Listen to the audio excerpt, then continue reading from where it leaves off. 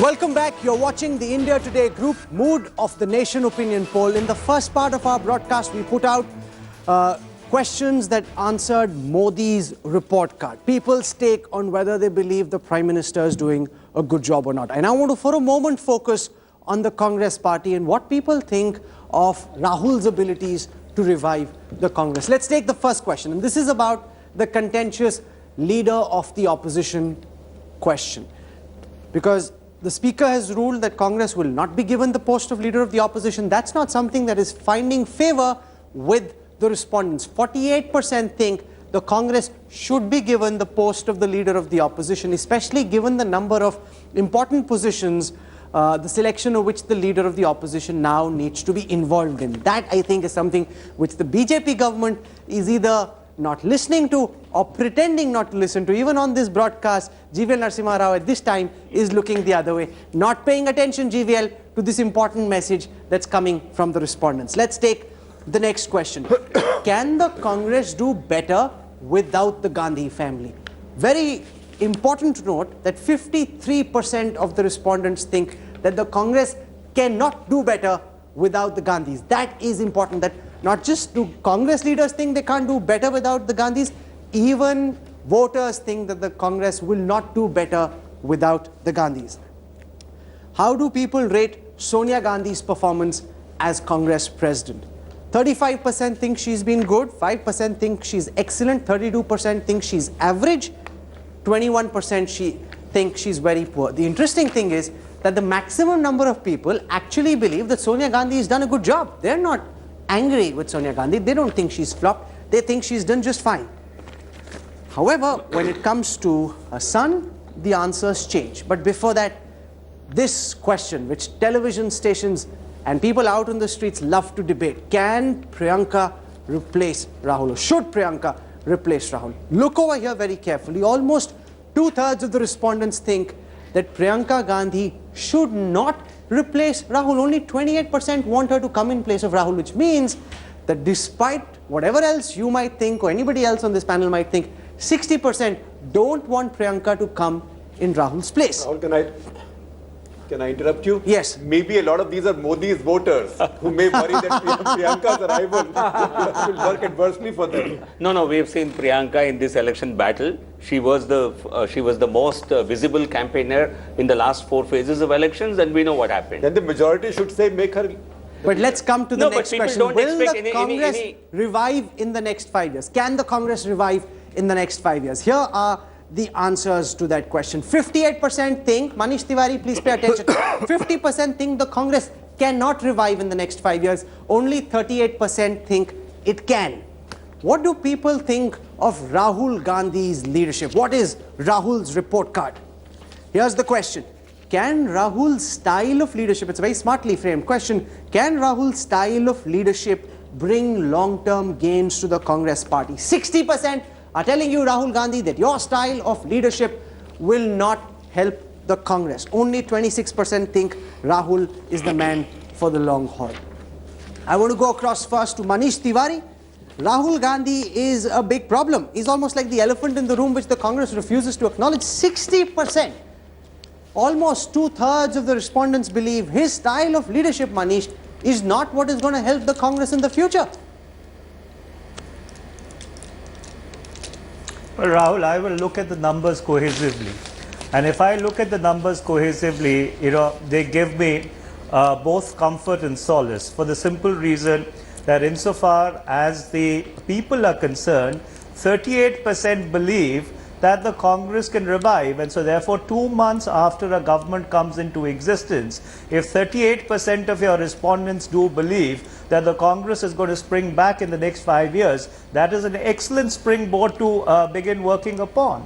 And insofar as the other responses are concerned with regard to leadership style of, let's say, a particular individual, of their preferences, for another individual, those are really subjective views. And so, therefore, I'm not going to really, get into those subjective views. For me, the important takeaway of the numbers that you've put out is that 2 months into a new government, 38% of the people feel that the Congress party has a fairly good chance of reviving and coming back in the next That's 5 like years. looking at the And I one think that's number the which is critical reasonably optimistic in ignoring all the others that are spelling trouble. It's interesting that the question on style of can Rahul Gandhi's style contribute? Like if I were to define Rahul Gandhi's style of leadership, I would say power without responsibility. Right? We saw it during UPA 2, where he was quite involved in party affairs, but refusing to take responsibility of say becoming a minister in the government.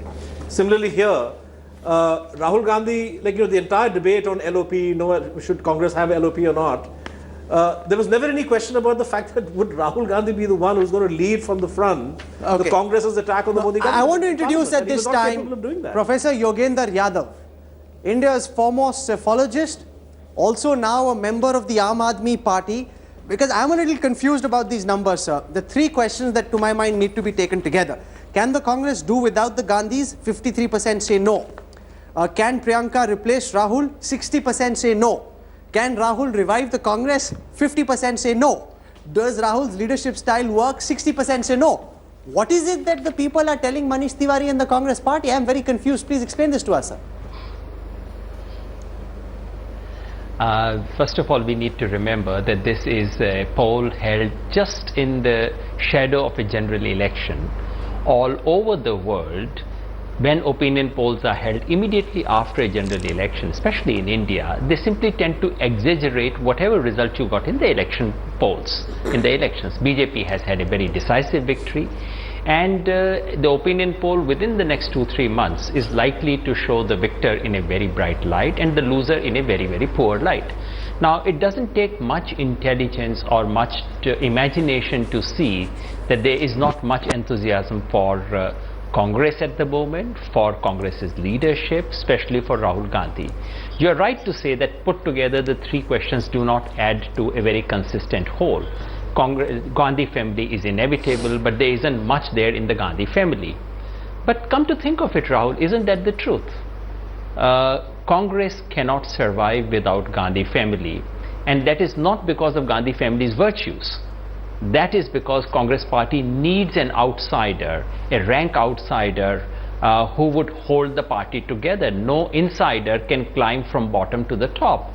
This is a structural necessity of the party, and that is the biggest liability of the party. So in some ways, the voters are portraying the contradictory reality that is called the Indian National Congress today. No, but Shekhar Gupta, what are respondents telling the Congress party? They want the Gandhis. They don't think Priyanka can take Rahul's place. They're very unhappy. I'm coming back to you, Manish, in just a moment. They're very unhappy with Rahul's performance. What does that mean? Perpetual vanvas for the Congress? But Rahul, you are ignoring another question. Yes. That was about Sonia Gandhi. They're happy with it. Okay. They are happy with Let's that. Add this fourth question also to that. What's people's choice? I mean, does Congress party offer a choice? If the choice is Priyanka Gandhi, who said 100 times that she will not join politics, right? What choice do people have? Rahul Gandhi or who? I think, Rahul, the three questions you quite rightly pointed out, these three do not hang together. I think one has to give. And there, I'll hazard a guess. It is Mrs. Priyanka Gandhi who is going to come to politics. Because if the Gandhis are needed for the Congress and people are giving a clear signal that Rahul Gandhi cannot do it, then you have only one option. No, but that, sir, is your hunch. The numbers suggest otherwise. Should Priyanka replace Rahul? 28% say yes, 60% say no. If I could say something here, for me these numbers reflect two very unpleasant and contradictory truths for the Congress. One, as the Congress stands today, it can't do without the Gandhi family, and everyone acknowledges that. If the Gandhi family walks away, the party will disintegrate. There's no question about that. The Gandhi family is needed. That's the structure of the Congress party. However, it's also obvious that there is no obvious successor to Sonia Gandhi. She remains the best bet, but she's pushing 70. You need a next generation, and neither Rahul nor Priyanka seem to be stepping up to the plate in the perception of people. But does this I have a contrarian view. Yes. I think the Congress cannot imagine life without Gandhis, because Gandhis will not allow anybody to emerge in the party. Yeah, that's it's the current Sonia structure. Gandhi has no. It's not because there is no That's other what Ashok is leadership. saying. Congress That's cannot exactly survive. No, the Congress. I think leadership. The Gandhis do not want to let go of the Congress. No, but Siddharth, does this poll essentially suggest that people believe that Modi is here at least for 10 years? Politics things change very fast. At this time? At this time, it's obvious that, with the caveat that Yogendra Yadav mentioned about opinion polls conducted right after an election exaggerating, pre-existing trends, it's clear that the Congress is down in the dumps. There's very little that they can do to revive themselves, certainly in the realm of leadership, right? And I think an added source of worry, see, right now all your questions have confined themselves to who's going to be the best leader, who's the best leader for the Congress. Congress's other dilemma, of course, is what does the party stand for, right? If you look at the kind of policies it's pursued in the last 10 years, it's a mess of contradictions, right? On the one hand, you have social democratic, welfarist impulses. On the other hand, you have FDI, fairly aggressive free market policies in some directions. So I think this is a completely confused party. He doesn't know what its ideology is, doesn't know what it stands for. On Pakistan, on the one hand, the Prime Minister wanted to have dialogue, but he lacked the decisive courage to follow it through. On Kashmir, he began certain initiatives, couldn't follow them through. So I think this party doesn't know what it stands for. And I think Manish at least at this stage, the results to me seem quite disconcerting and seem to suggest that people believe that the Congress is out of power at least for another 5 years, which means that Modi could be in power, if all goes well, for 10 years. That's the perception amongst the majority of the respondents, Manish. Well, if wishes were horses, we could ride them, but let me answer the questions one by one. The fact that Yogendra Yadav was pointing out that the Congress structure does not permit people to rise within the ranks, is absolutely incorrect. In fact, you had a Prime Minister, for 10 long years who did not belong to the Nehru-Gandhi family. Coming to the second point with regard to the fact that the Congress is an ideological mess, I think the Congress's ideology is very clearly defined. It is growth with equity, and when you are straddling paradigms in terms of the constituencies that you are catering to, obviously you need to have a very, very well spread out ideological spectrum which is grounded left of the center but is cognizant of the realities. Let's come to the next question. To Siddharth's point about Pakistan, and we are not that we did not follow through with it. You just saw what happened with Pakistan and Mr. Narendra Modi. Sure, Mr. that's another point for debate. I want to move on now. So therefore, Mr. Narendra Modi is not here for 10 years. 38% of the people after 2 months believe that the Congress will come back. And if you go by Yogendra Yadav's logic that these are exaggerated numbers against the loser at this point in time, let's see what the numbers are 6 months The Congress entertained similar hopes in Gujarat. He has all those books of law right behind him, making a good case for why. In the 38%, that's the one straw he's clutching on. No, Congress entertained same hopes in Gujarat. These hopes have been belied. Okay, let's move on. We have a lot of ground to cover. I need to move on. Who gets the credit for BJP's electoral success? Narendra Modi said Amit Shah was the man of the match. Several people credit the RSS for winning this election for the BJP. What do the people who were polled by Hansa think? A whopping 64% of the respondents think it is Modi who was the man of the match and who was the match itself. Bring that back, please. 64% think it's Modi, 3% say it's Amit Shah, 3% say it was former party president Rajnath Singh, only 2% think it's the RSS. So Amit Shah is only at 3% when the credit sweepstakes are concerned, 64% Modi. Mohan Bhagwat and his cadre of the RSS at only 2%. So this is a one-way ticket. Who gets the electoral credit? Let's come to the next question. What do you think of Amit Shah's appointment? And do you believe that Amit Shah can drive the BJP into the future? And over here, a very substantive number. 32% think Amit Shah can lead the party to new heights. 12% think he shouldn't have been appointed. 20% feel he's part of Modi's strategy to take control of the BJP. And there is something very interesting, Shekhar, that after his performance in Uttar Pradesh, where he was the mastermind of the strategy, people believe that he can ride the BJP to greater heights in the future. Well, that's because people support Mr. Modi and they see Amit Shah as Mr. Modi's extension or alter ego or an image or whatever. That's why 64% said Mr. Modi won the election, only 3% say Amit Shah, because Amit Shah was a partner. It's like a tag team. Tendulkar-Kumble partnership where one scores 110, the other scores 12, but stays on. So he was a good partner, and he's somebody Mr. Modi chose. So people see him as Mr. Modi's man. But they don't see, if you they don't see him yet as a leader in his own But right. Ashok, if you speak to BJP voters or BJP cadres, they feel as of now he's the number 2 man in the party. He's overtaken in the perception of BJP workers.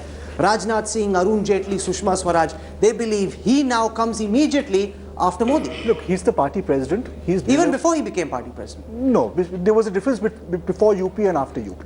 In delivering 73 seats, in running a very good campaign which successfully sold his ace product, and Modi was the product, certainly he's galvanized the party. But 36% of your respondents had no opinion on Amit Shah, which also tells you, as Shekhar correctly says, he is the darling of the BJP. He's not yet an all-India mass leader.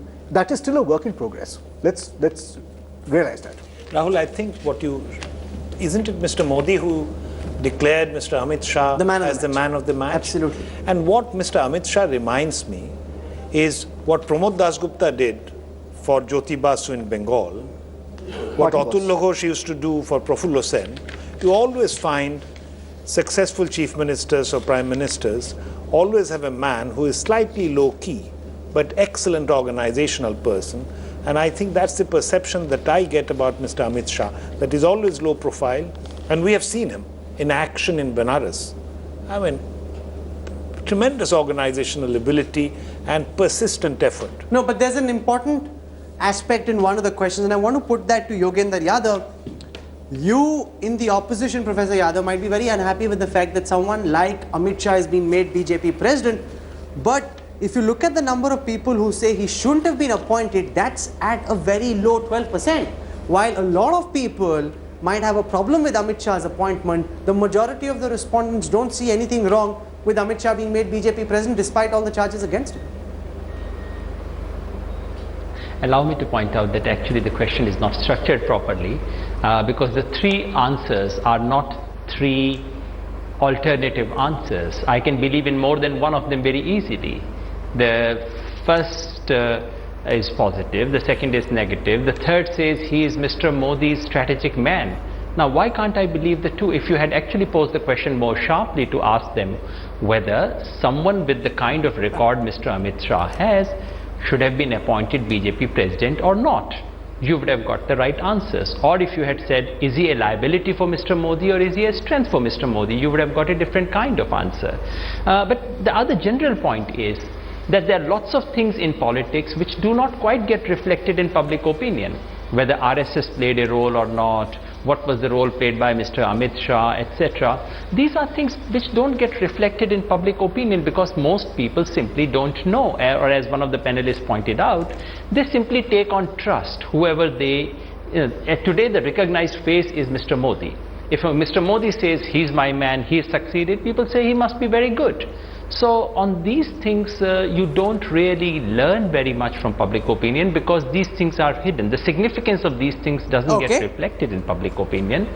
I would request you next time to actually ask people if they know something about the background of Mr. Amit Shah and then ask them whether they approve of someone like him becoming a president. He may still win popular opinion, but then at least he would win it through a fair question. But Yogendra, tell me one thing. You are saying whether the perception is rationally formulated or not. But the opinion poll, what it is trying to do is not trying to ask me whether the opinion that I hold is well reasoned or not. It's just asking me what is my opinion. So here what we have got is a clear answer. Maybe I believe in it for the wrong reasons, but I believe in it all right. No, I think get my question. I need to move on. We're getting caught in a very important aspect. And are not opposition parties. Okay, I need to move on. Let's look at the political import of this. I think, RSS was not visible to the people of the country. It was Mr. Modi who was the face of the campaign. He was the BJP in a way personified. But that's always the way RSS works. It's never visible. It's always absolutely. invisible. So you cannot say Mr. Amit Shah did not. Mr. Modi himself has coronated Mr. Amit Shah and said he's a man of the match. And just taking off from what Shekhar ji said earlier, Amit Shah delivered more than 100%. So I think at the national scale it was Mr. Modi, but UP was, I think a lot of the success certainly goes to Mr. Amit Shah for the kind of leadership he provided to the party in a state where we were considered to be completely a non-entity. And GVL has just last week been appointed to Amit Shah's team, so he must ensure. No, I will defend every law, every leader of my I just party. said that as an aside.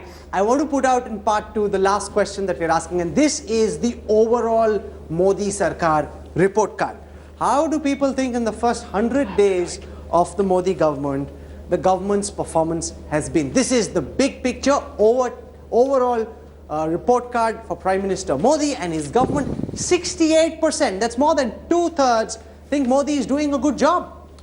They don't think he's excellent because that number is only at 2%. They don't think he's poor either, that's only at 5%. 68% think, Shekhar, that Modi Sarkar is doing a good job. In fact, 68 plus 2, if you add 2 of excellence, it's 70%. 70% rating is a very high rating. But once again, I'll put the same qualification. This is too soon after the election.